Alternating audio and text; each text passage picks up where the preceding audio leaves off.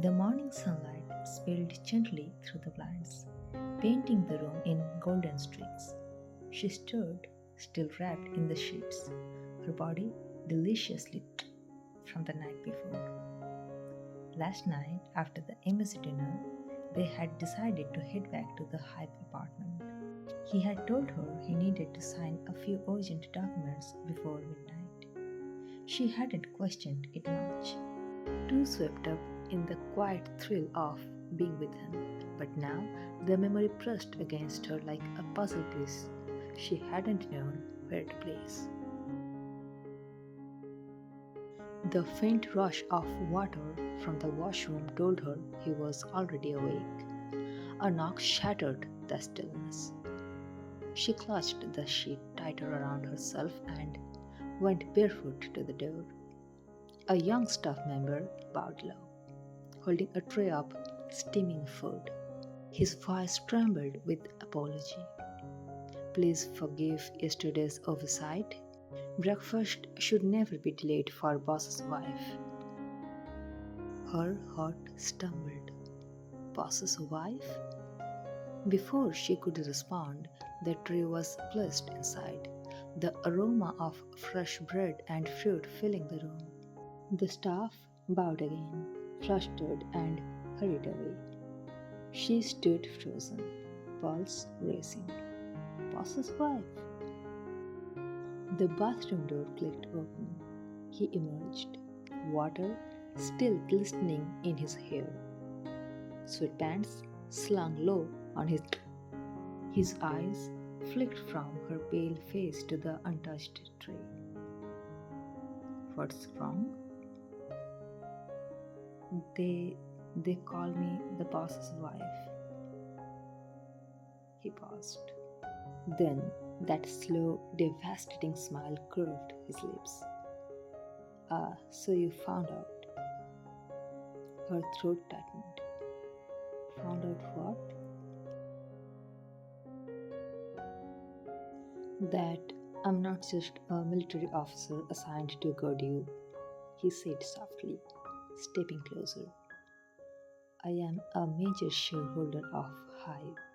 This apartment, this building, even the contracts I signed last night. He gave a faint shrug. Those weren't military reports, those were boardroom documents. The words struck her like thunder. Memories trembled into place. The private apartment, the luxury no ordinary officer could command. The respect dripping in every staff member's voice. His insistence on rushing back to sign those urgent documents. She looked at him blankly. And you weren't going to tell me. I was, he murmured, tilting her chin up with a finger. Just not yet. I wanted you to know me first, not my power, not my shares, just the man who couldn't stop falling for you. Her lips trembled. And now? Now the entire building thinks I am my wife. He finished easily, his gaze dark with amusement. And you know that the way I treat you, they are not wrong. The kiss he pressed to her forehead should have soothed her. Instead, it shook her because behind his gentle touch was a pull she couldn't fight. At breakfast, the steam from her tea blurred her eyes, or maybe it was the rush of tears. You should have told me, she whispered. Do you know how foolish I feel? I thought you were just another officer. He caught her hand, steady and warm. Maybe because I never wanted titles between us. I wanted you to see the man whom you chose. Maybe randomly, but not the man everyone in high bows to.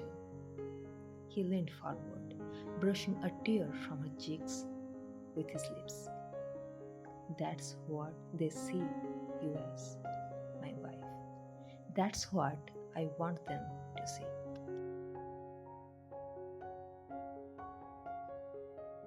But by the time they got to Embassy Halls, her surprise had turned into something else mischief. At first, it was innocent, her fingers brushing his while handing him files, her shoulder grazing his arm as they walked side by side. His jaw tightened, but he stayed silent. She grew bolder. While sipping water in front of the delegation, she let a single droplet cling to her lip before dabbing it away with her napkin. Just a fraction too slow. Out of the corner of her eye, she caught the flicker in his gaze, the way his jaw tightened, his hand curling into a fist beneath the table. When he murmured low at lunch, "Eat properly. You will need strength." She leaned close, her voice honestly. "Strength for what, officer? For duty? Or for you later?" His breath caught. His knuckles whitened on his fork. By evening, she was merciless. When she entered into her cabin to take some papers, she cautiously adjusted her attire, knowing he is the only person whose gaze was fixed on her. She tugged at the plaits too slowly, exposing a glimpse of smooth skin at her waist. She smiled, looking innocent, her gaze locked with his. And when they stood almost together, he just one step back to greet the delegation. She leaned just enough for her hair to brush against his cheek, her perfume wrapped around him like a cigarette only he could inhale. No one else noticed, only him. His control was iron, but she could feel the storm beneath.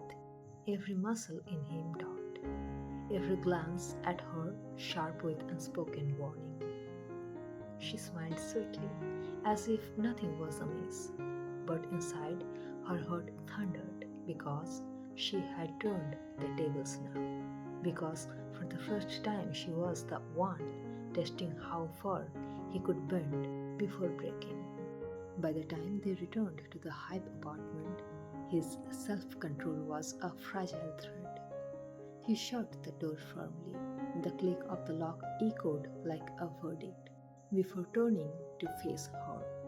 She stood there with that smile, sweet, mischievous, the very same one that had driven him mad all day.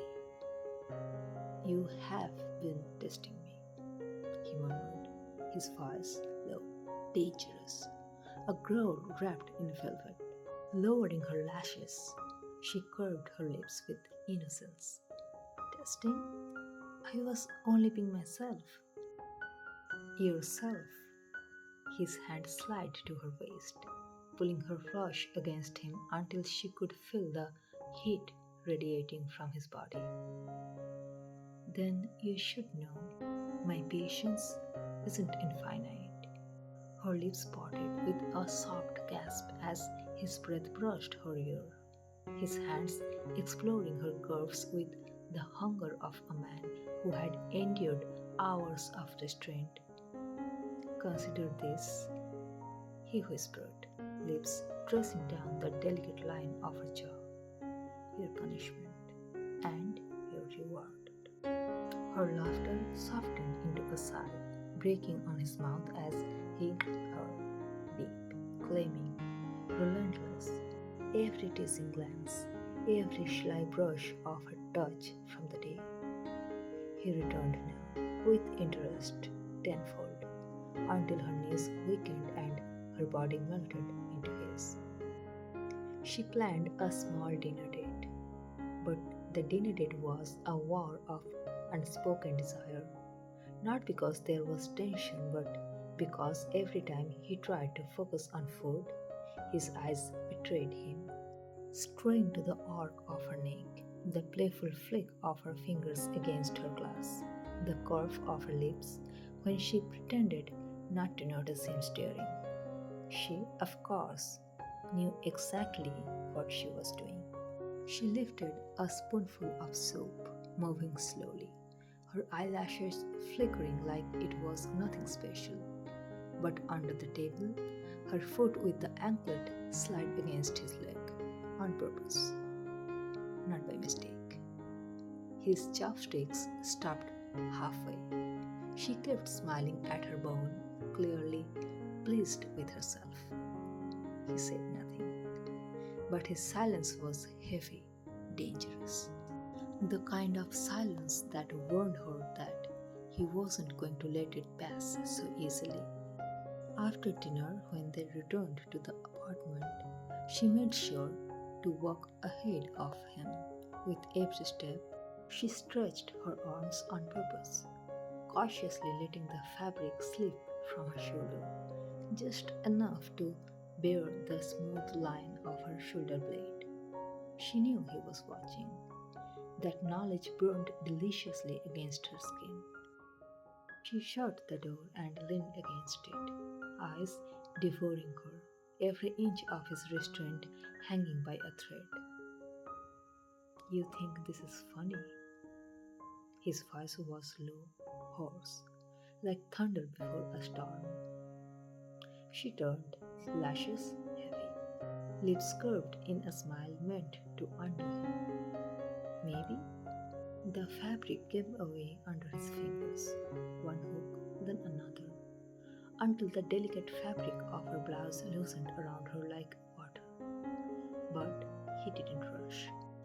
No, rushing was mercy, and mercy was not what she had earned. His lips pressed down her collarbone, slow, deliberate, possessive, every a reminder of how much she belonged to him. His breath was hot against her ear as he murmured, "Do you know how hard it was to keep my hands off you while you played your little games?" She shivered, arms winding around his neck, pulling him closer. Her voice was a whisper of mischief breaking on desire. Maybe that was the point. Pause. He chuckled darkly, a sound that vibrated against her skin. "Then let me show you what happens when you push me too far." The night, still hidden in waves of that deepened into fire, clothes that fell away like secrets, her laughter dissolving into sighs and gasps as he answered every tease she had given him with passion that left her trembling.